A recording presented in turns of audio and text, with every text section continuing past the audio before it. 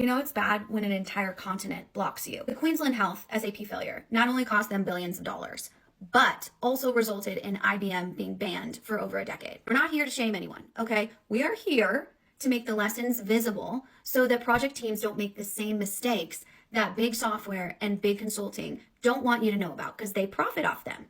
One thing I am very comfortable shaming is that IBM via Canada and Australia is not allowed to touch payroll anymore. So like many failures, we've got to roll this back over 20 years. And this all starts in 2003.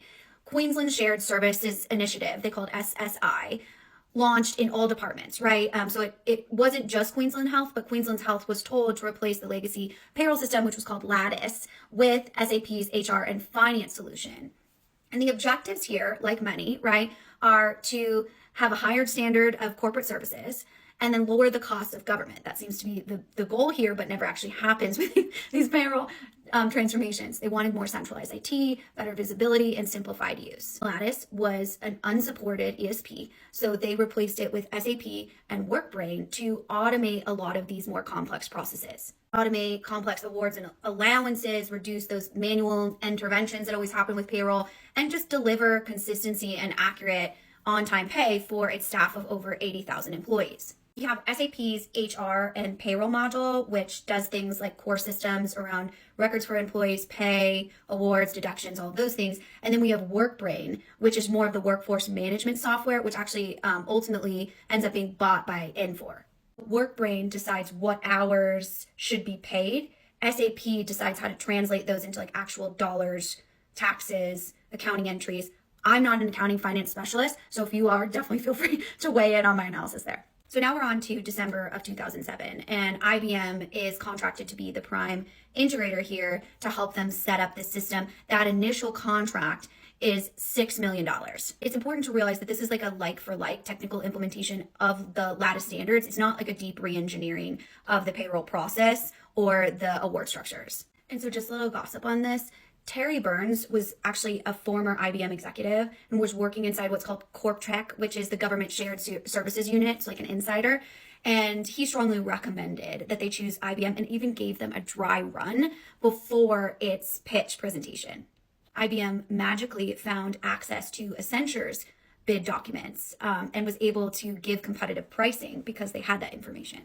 Scandalous! So with IBM's aggressive bid, and this happens all the time, you guys, with these big integrators, is everything must go right in order for that plan to even be remotely a reality.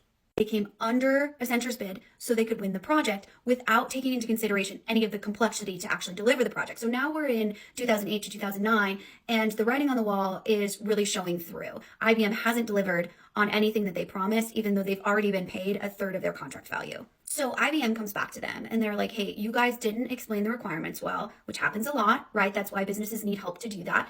And it's actually going to cost you more like 180 to 181 million for us to do this job. Let's pause, right? So their 6 million became over 180 million, 3,000% increase in contract size.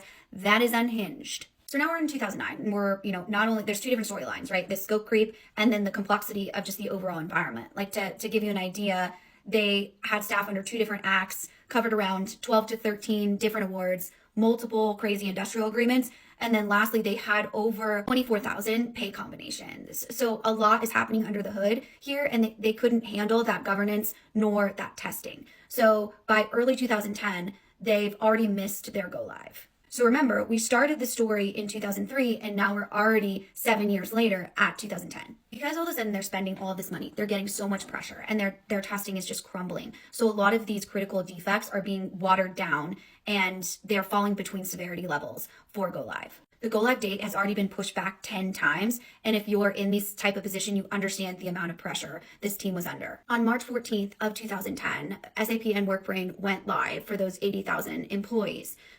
Within 3 weeks, there were over 30,000 payroll anomalies. This system had over 2,400 known defects and was still pushed to production because of this pressure. Staff was underpaid, overpaid, or not paid at all. This system failed like basic expectations. Again, I'm not even a payroll expert, but staff was paid that had left the organization a long time ago. There was miscalculations, or the defects froze the entire payroll run.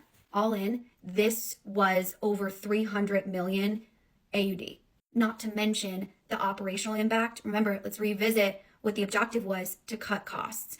Now we need an additional 1,000 payroll staff. That's 40% more than what they had on Lattice, and roughly about 200,000 manual payroll entries just to keep the system functioning. So Queensland Health didn't actually file a lawsuit against IBM. What they did is the lawyers said, hey, this cost us over $88 million and we could have a potential claim. After much investigation by the government, they did eventually open suit against IBM in 2013 for misrepresenting that initial contract. The Australian government claimed that IBM had, quote, no reasonable grounds to believe that timeline was achievable.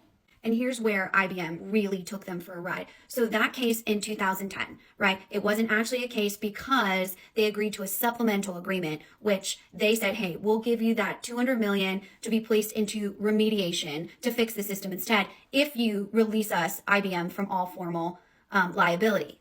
So that $88 million in damages was completely off the table. In 2012, they brought in KPMG to do just a cost analysis, like what is this actually going to cost us to fix?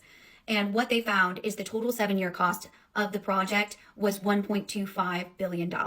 For the $1 billion payroll operations issue, this is the inflated cost due to the failed system, and then also the 245 million Australian dollars to fix the system and overall system analysis. In 2013 is when they actually banned IBM. They said IBM will not be allowed to enter any new contracts with the state government until it improves its governance and contracting practices.